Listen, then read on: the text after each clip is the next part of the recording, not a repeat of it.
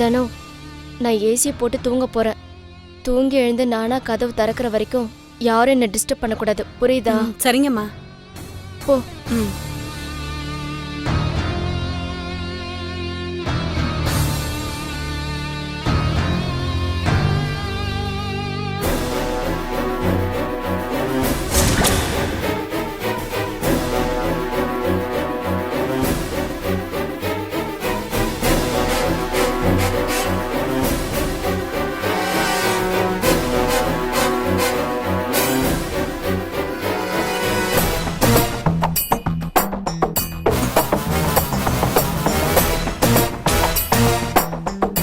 மருந்து குடிக்கிற அளவு போயிட்டியடி. ஐயோ,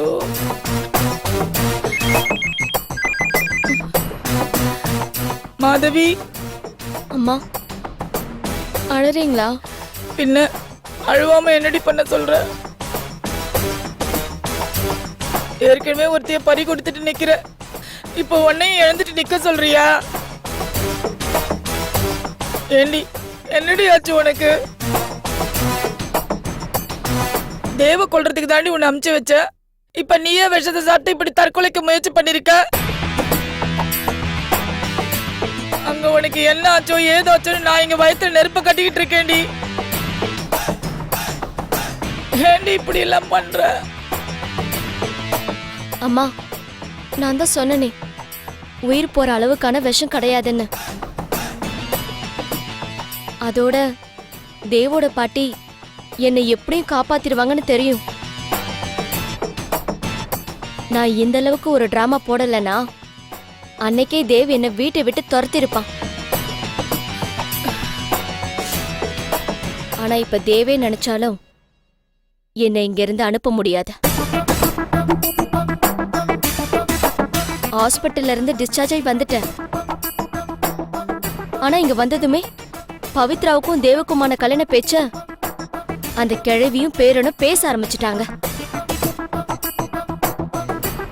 அக்காக்கு துரோகம் பண்ணிட்டு அவசாவுக்கு காரணமா இருந்துட்டு அவன் பவித்ராவை கல்யாணம் பண்ணி சந்தோஷமா வாழ்ந்தலான்னு கனவு காண்டுகிட்டு இருக்காமா.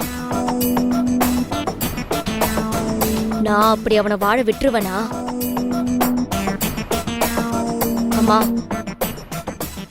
அவன் பவித்ரா கழுத்துல தாலி கட்ட மாட்டான். இந்த கல்யாணம் நடக்கவே நடக்காது. உன் பொண்ணு நான் இதை நடத்த விட மாட்டேன்.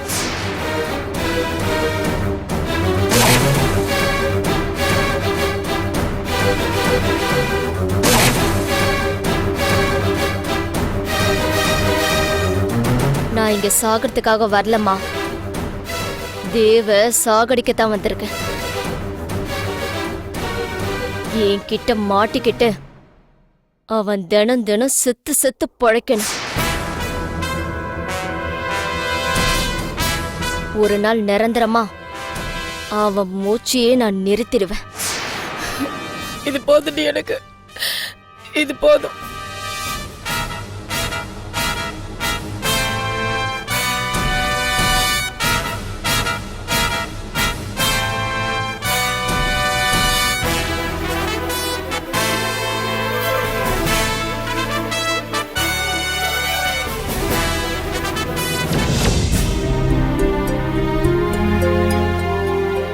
யோசிச்சு பாத்தீங்களா? ஆமா பவி, நான் அந்த ஆங்கிள் யோசிச்சு பார்க்கவே இல்லை. Hi Dev. Hi Pavithra. Hi Pandian. Hello mister Dev. Padmini காணாமல் போனதை பற்றியும் அது காரணம் என்னவா இருக்குன்னு நாம் கொஞ்சம் பேசி முடிவு எடுக்கணும் தான் நான் உங்களை வர சொன்னேன். மார்னிங் 9:30 போல் நிஷாவை ஸ்கூலில் விட்டு வரும்போது தான் என் மாமியாரும் கவிதாவும் அவளை சந்தித்து பேசியிருக்காங்க. அந்த அப்செட் மூடில் தான் பத்மினி ரோடை கிராஸ் பண்ணும்போது உங்கள் கார் முன்னாடி மயங்கி விழுந்து நீங்கள் அவங்கள வீட்டுக்கு கூட்டு போயிருக்கீங்க. அப்போது டைம் அரௌண்ட் 10 to 10:30 இருக்கலாம். அங்கே மாதவியோடைய அப்பா அம்மா ஃபோட்டோவை பார்த்துட்டு ஹாஸ்பிட்டலுக்கு வந்து மாதவியோட வாக்குவாதம் பண்ணிவிட்டு ஹாஸ்பிட்டலை விட்டு வெளியில் போக 11:30 to 12 வரைக்கும் இருந்திருக்கலாம்.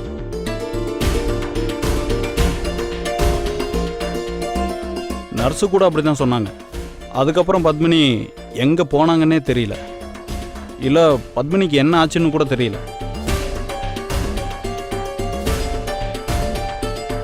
என்னுடைய சந்தேகம் அத்தனையும் அந்த மாதவி மேலே தான். மாதவி கிட்ட கேட்கும்போது அழகாக விளக்கம் கொடுத்தாங்க. ஆனால் அவங்க சொன்ன எதுவுமே உண்மை இல்லைங்கிறது தான் என்னுடைய யூகம். எப்படி சொல்றீங்க?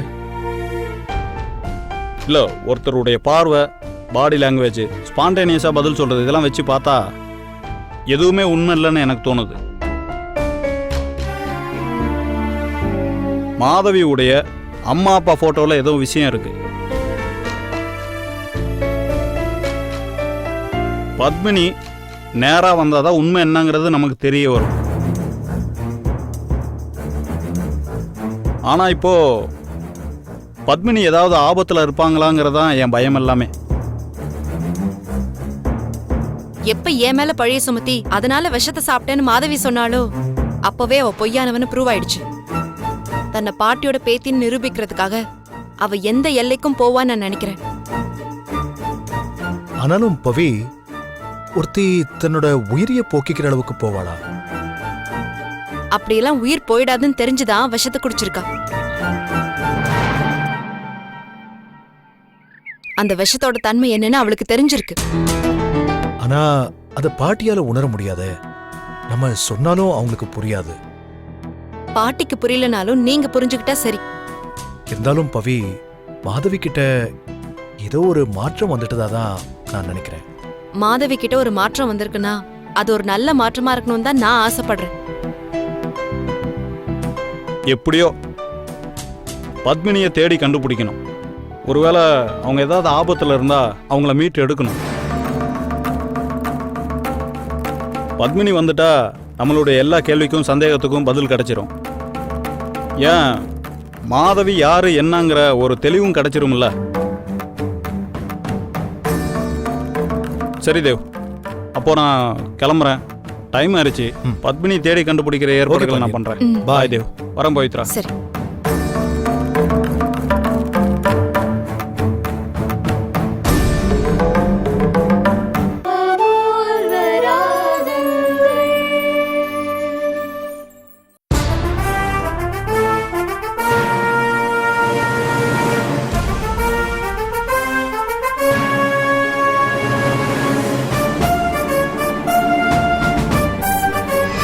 தயவு செஞ்சு உங்களை கும்பிட்டு கேட்டுக்கிறேன். இனிமே நீங்க யாரும் என் வீட்டு பக்கமே வராதீங்க. கிளம்பி போயிருங்க எல்லாரும். நான் தான் படிச்சு படிச்சு சொன்னனே, கேட்டீங்களா? இப்போ மாமாட்ட திட்டு வாங்கிட்டு வந்து நிக்கிறீங்க. அந்த பத்மினி எங்க போனாங்கன்னே தெரியல. மாமா தான் அவங்கள கூட்டு வந்தாங்க. இப்போ அவங்கள காணானா அவரைத்தானே 1000 கேள்வி கேட்பாங்க. பத்மினி காணாம போனதுக்கு நீங்களும் ஒரு காரணம் ஆயிட்டீங்க. உங்க அருமை சம்பந்தி பேச்ச கேட்டு வம்ப விலை கொடுத்து வாங்கிட்டு வந்திருக்கீங்க. இப்போ மாமாவோட கோபத்துக்கு ஆளாயிட்டு வந்திருக்கீங்க. இனிமே எப்படி இவளை அவருக்கு கட்டி கொடுக்கறத பத்தி பேச முடியும்? கல்யாண பேச்சை எடுத்தீங்க, அவ்வளவுதான், பொங்கி எழுந்துருவாரு. நிஷாவை பாக்குறது கூட இனிமே அந்த வீட்டு பக்கம் போக முடியாது. அப்புறம் எங்க அந்த வீட்டு மருமகளாயிருது?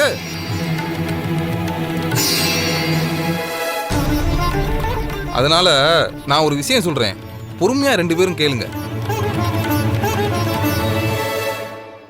இன்னைக்கு நெட்ல சர்ச் பண்ணி ஒரு வரன் பார்த்தேன். நம்ம குடும்பத்துக்கு ஏத்த மாதிரி நல்ல வரன்.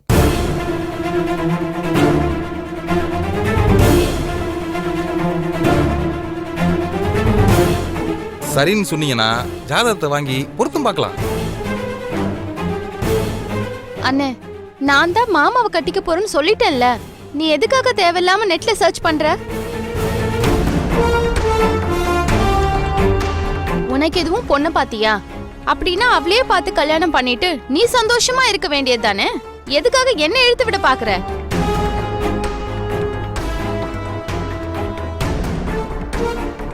இது பாரு, பத்மினிய காணுன்ற விஷயத்துல மாமாக்கு எங்க மேல கோவம் தான். ஆனா இன்னும் எங்க கல்யாண விஷயத்த பத்தி எதுவுமே பேசல. அத்தையும் இந்திராவும் நேரம் பார்த்து மாமா கிட்ட பேசுறேன்னு சொல்லியிருக்காங்க. நிஷாவை பார்த்துக்க இப்ப பத்மினியும் அங்க வீட்ல இல்ல. அதனால அவளுக்காகவாது அவர் இந்த கல்யாணத்துக்கு சம்மதிப்பாரு. நான் மாமாவை தான் கல்யாணம் பண்ணிக்க போறேன். அதனால எனக்கு மாப்பிள்ளை பாக்கறத விட்டுட்டு உனக்கு வேணா ஒரு பொண்ணை பாரு. முதல்ல உன் கல்யாணத்தை முடிச்சிடலாம்.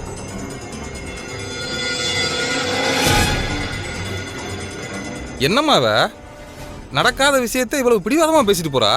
எதுடா நடக்காது? சம்மந்தியம்மா மாப்பிள்ளை கிட்ட பேசுறேன்னு சொல்லியிருக்காங்க. அவர் சம்மதிப்பாரு. இந்த கல்யாணம் கண்டிப்பா நடக்கும். நடுவுல பூந்து நீ எதுவும் குட்டைய குழப்பாத.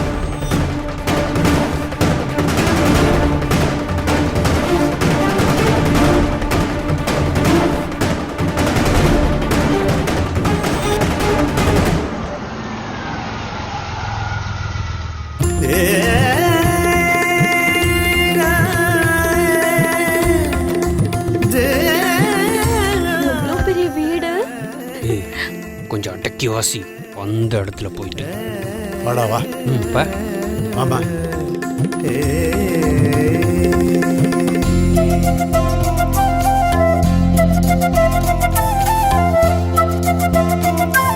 வணக்கம் அங்கிள். வணக்கம் தம்பி. வாங்க வாங்க வாங்க. வணக்கம். வணக்கம் வாங்க. எல்லாரும் உள்ள வாங்க. வாமா ஆமா. வாங்க. எல்லாரும் உள்ள வாங்க. வரும் பாட்டி. வாங்க. உட்காருங்க. ஆ சரிம்மா. உட்காருமா பவி. உட்காருமா. தனம் தனம். சேர் எடுத்துட்டு வா. சரிங்கம்மா. வாங்க தம்பி உட்காருங்க. சரிங்கம்மா. உட்காருடா. உட்கார்.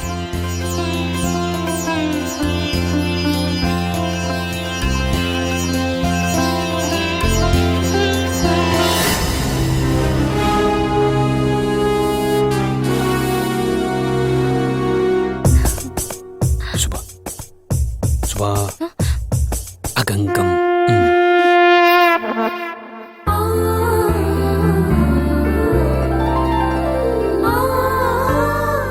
அம்மா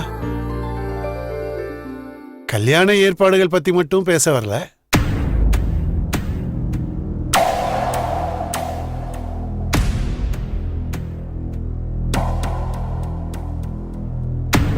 உங்க பேத்தியையும் பார்த்து நலம் விசாரிச்சுட்டு போலான்னு வந்திருக்கோம். மாதவி எப்படிமா இருக்கா? ரொம்ப நல்லா இருக்கா.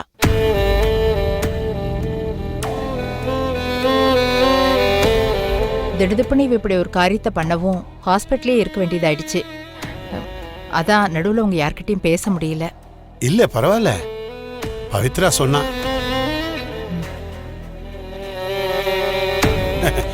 சில சங்கடங்கள் நீங்க அதெல்லாம் மனசுல வச்சுக்க வேண்டாம். நான் எதையும் மனசுல வச்சுக்கல. எனக்கு தெரியாதா யார் யார் எப்படின்னு? பவிய பத்தி யாராவது சொல்லி நான் புரிஞ்சுக்க போறேன்?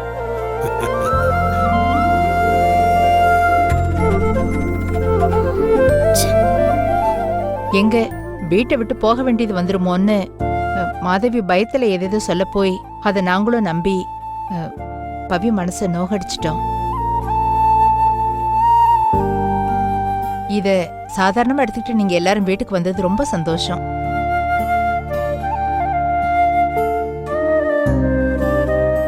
நாம குறிச்ச நேரத்துல கல்யாணம் ரொம்ப நல்லபடியா நடக்கும்.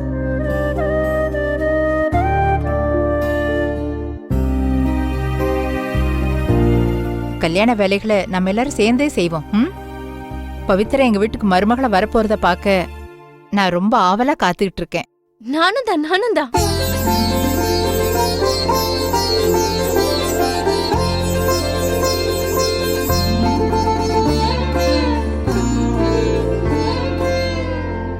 பவி இங்க வந்துட்டா நாங்களும் அடிக்கடி உங்களை பார்த்துட்டு போகலாம்ல. நீ எதுக்குமா அடிக்கடி வந்துட்டு போனோம்?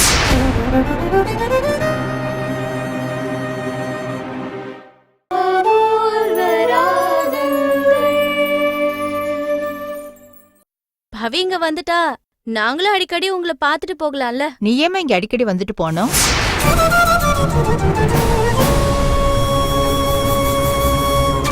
ஏன் பாட்டி நான் வரக்கூடாதா? நீங்களும் எங்க கூடவே இருந்துடலாமே.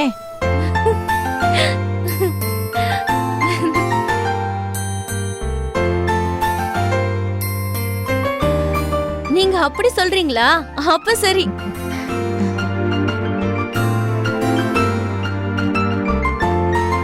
பேத்தியை பார்க்கலாங்களா? இருங்க வர சொல்றேன். தனோ, அம்மா ஆ, என்னங்கம்மா? உள்ள போய் மாதவியை கொஞ்சம் கூட்டிட்டு வரியா? சரிங்கம்மா.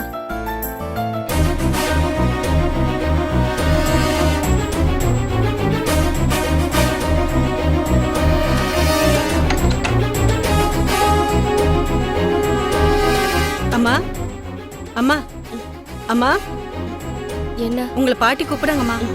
ஓ, சரி வா.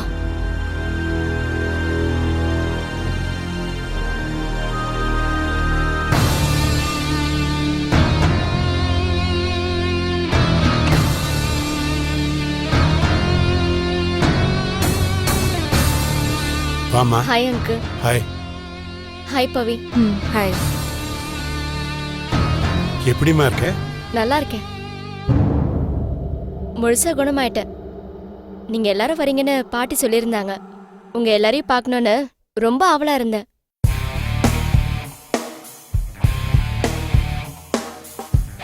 சாரி பவித்ரா. எதுக்கு? எதுக்குன்னு உனக்கு தெரியாதா? எல்லாத்தையும் மறந்து நீ என்ன உன் சிஸ்டரை ஏத்துக்கணும். நீ சொல்லணுமா அத? நான் எப்பவுமே உன்னை அப்படித்தானே பார்த்துட்டு இருக்கேன். மாதவி, இவங்க என் அண்ணி, என் அண்ணன். வணக்கம். வணக்கம். வணக்கம். இந்தாங்கம்மா. தேங்க்ஸ். எடுத்துக்கோங்க. இந்தாங்க. அவங்களுக்கும் கொடு. ம், தேங்க்ஸ்மா. எடுத்துக்கம்மா.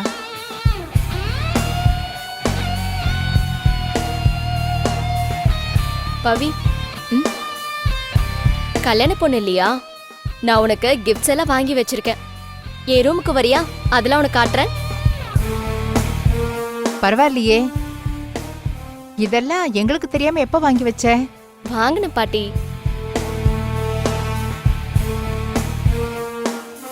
இங்க கொண்டு வந்தா நாங்களும் பாப்போம்ல. அதெல்லாம் சஸ்பென்ஸ் பாட்டி. பவியோட கல்யாணத்துக்கு பிரசன்ட் பண்ணும்போது நீங்களா பார்த்து தெரிஞ்சுப்பீங்க. ஓ அப்படியா? சரி சரி. பவி நீ போ. சரிங்க பாட்டி. போமா.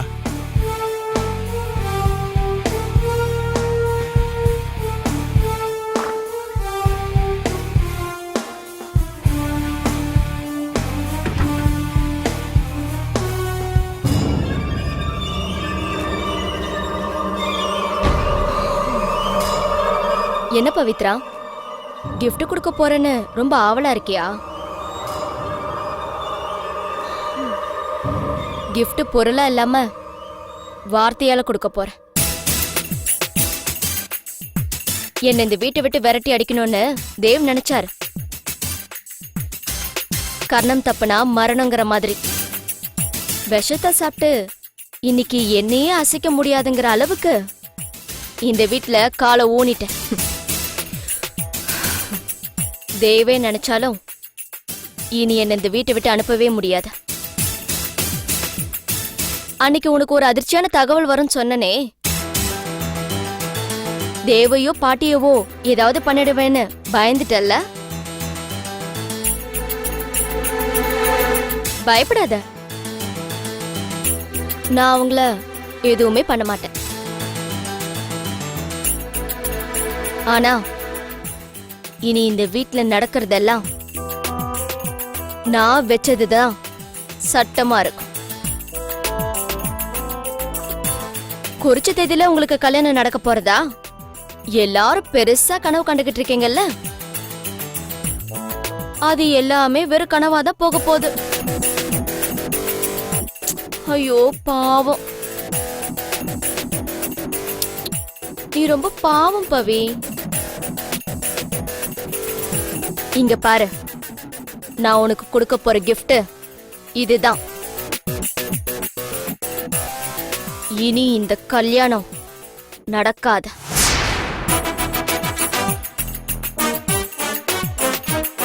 இந்த மாதவி நடக்க விட மாட்டா.